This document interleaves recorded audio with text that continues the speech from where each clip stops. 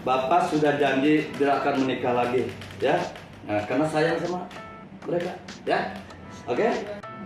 Seorang pria yang akrab disapa Haji Isep sempat viral beberapa waktu yang lalu lantaran telah menikah sebanyak 28 kali. Konon, alasan Isep kerap menikah disebabkan untuk menolong wanita yang tersakiti. Puluhan tahun silam, Isep mengaku dirinya tidak memiliki apa-apa. Hal tersebut disampaikan Isep saat ditemui di kediamannya di Kampung Pasir Pulus, Kelurahan Kecamatan Campang Kulon, Kabupaten Sukabumi, Jawa Barat pada Senin, 22 Mei 2024. Isep bercerita sebelum sukses seperti sekarang, ia juga pernah menjadi orang yang susah dan kerap dihina orang. Kala itu ia bekerja serabutan, kadang menjadi tukang ojek, namun pernah juga jadi konduktor bos. Menikah 28 kali untuk menolong. Sepanjang hidupnya, Isep pernah menikah 28 kali. Hal itu ia lakukan untuk menolong wanita yang sering disakiti. Orang pasti banyak berpikir negatif, pasti ini tukang kawin. Tapi kalau orang sudah tahu siapa saya, kenapa saya suka menikah? Bila perlu tanya ke istri tua saya, ucap Isep. Kini, Isep hanya memiliki 2 istri, yakni Deda Haryati dan Eva Novianti. Alhamdulillah setelah pergi ke Tanah Suci saya punya niat tidak akan menikah lagi. Sekarang cukup 2 saja. Alhamdulillah 2 ini tidak ada permasalahan. Selalu baik, 1 rumah 1 kamar. Saya ke Tanah Suci juga dibawa kedua-duanya,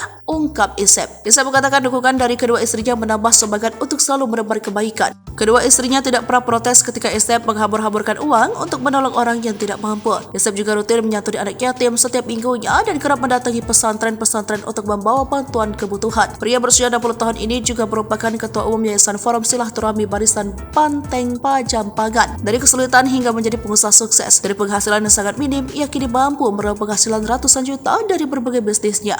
Penghasilannya dari Hotel Mahesa di Campang Kulon saja bisa mencapai 100 juta per bulannya. Belum dari bisnis sembako, WO Entertainment, dan bisnis lainnya.